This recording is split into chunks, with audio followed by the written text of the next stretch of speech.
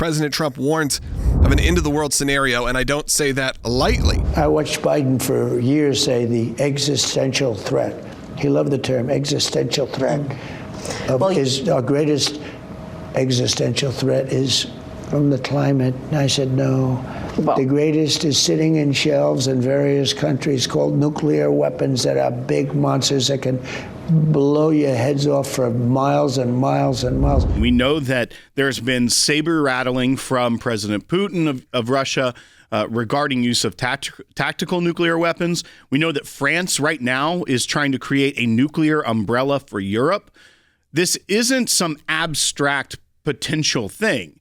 And that's why when you look at what President Trump is doing, trying to end a war, talking about nuclear drawdowns in areas, it takes away the entire argument that he's going to try to get us into a war and going to cause nuclear mayhem, which the left has tried to say he would do. Instead, it really brings up a reality of the status of the world with all these nuclear arms. What it sounds like is someone who grew up in the 60s.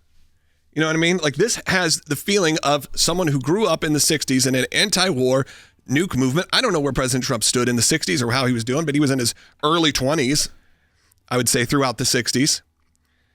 And now you've seen sort of the converse happen, where for some reason, this should have been the Democratic talking point. But now, of course, it's somehow the Republican, conservative, Christian talking point to say, you know, we need to stop wars and maybe we can lower the amount of nukes worldwide. I'd love to cut defense spending, but not now. Because you have China, you have Russia, you have a lot of problems out there. No. In fact, what I have said is we spend a lot of money on nuclear missiles, nuclear weapons.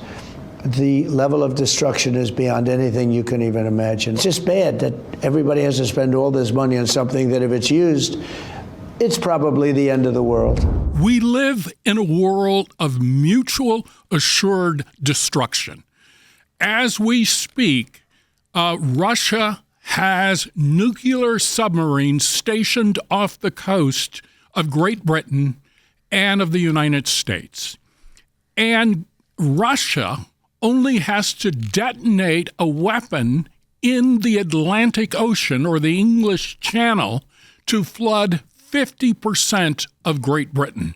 So this is an important threat, and it's much more important than so-called climate change or the end of democracy as represented by Adam Schiff. For some reason, we've almost made it parody-worthy. You think about like the Indiana Jones film, not this last one, the one before that, where he gets nuked and he's in a fridge and survives, and it's this silly moment right at the beginning of the movie, because we've almost cartoonified the war potentially with nukes. President Trump, as what seems to be, brings these things back to mind, and maybe we actually start having conversations that matter. And that's what I think you brought up too, is sure, I said this earlier, you could say whatever you want about the climate. We can. If you're someone who believes we have to be really protecting our planet and doing everything, that's fine. But what about what we're doing today? What about what we're dealing with what's happening in the world right now? Think back to the Cuban Missile Crisis, the closest I think the world came to nuclear war. It was because these weapons were stationed in Cuba, 90 miles south of Florida. Right here. Very close to the United States. And it escalated. It fortunately did not end up in nuclear war. But when you hear President Trump talk about World War III, you're gambling with World War III, it's the same in reverse as the Cuban Missile Crisis, because what now we're seeing is the moving of nuclear weapons closer and closer to Russia, who's feeling threatened by this. Yes, their action to invade Ukraine was a trigger point, but you can't forget that, as France says, we're going to move fighter jets and station them in the eastern part of Germany so that they are closer to provide a nuclear umbrella. These are escalating maneuvers. And what President Trump is trying to do, Professor Hutchison, is de-escalate this, talk to each other. Much like was how the Cuban Missile Crisis was resolved, was through high stakes, very close to nuclear war diplomacy. But he's trying to avoid nuclear catastrophe around the world. And those that keep pushing for more and more resources to Ukraine, moving strategic weapons closer and closer to Russia, that puts us in a very precarious place of getting back to a Cuban Missile Crisis style crisis, but in 2025. NATO, for instance, has continuously promised that they would not move towards Russia. We promised in the 1990s that NATO would stop, perhaps around Hungary. But now we're talking about Ukraine, which is right on the border with Russia.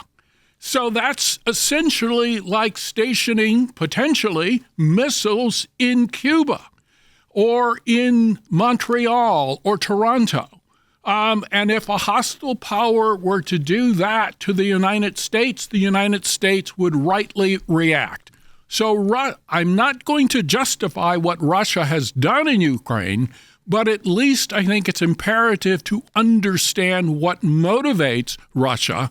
And what Donald Trump is trying to do is to diminish the possibility that the Ukrainian conflict erupts into a nuclear Armageddon. And knowing the numbers of nuclear warheads that these countries have, whether it be Russia has over 5,500, the United States over 5,000, France has close to 300, China over 500. Now, a lot of these are estimates because these countries aren't giving you a specific number of what their stockpile is.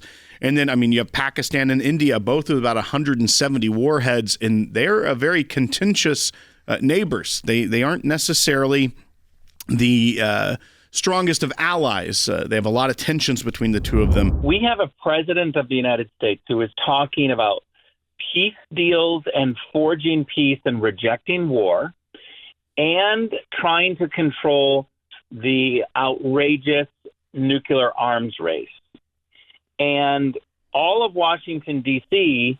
is mocking him as a Russian asset for it. I think people just need to understand what's happening. Washington, D.C. is truly outing themselves as the place where peace doesn't work for them and fewer nuclear weapons doesn't work for them. They want an arms race. They want wars. This is very clear. Why else would they be mocking the guy who literally had peace agreements breaking out, handed Joe Biden and the Democrats a peaceful Middle East and a peaceful Europe, only to be handed back two wars? And then now Donald Trump is saying, can we just talk about peace? Can we talk about getting fewer nuclear weapons? Can we try to make the world a better place? And he's mocked for it. I hope the American people see this very clearly what's happening. Washington, D.C. benefits from war, and they do not want someone talking about peace.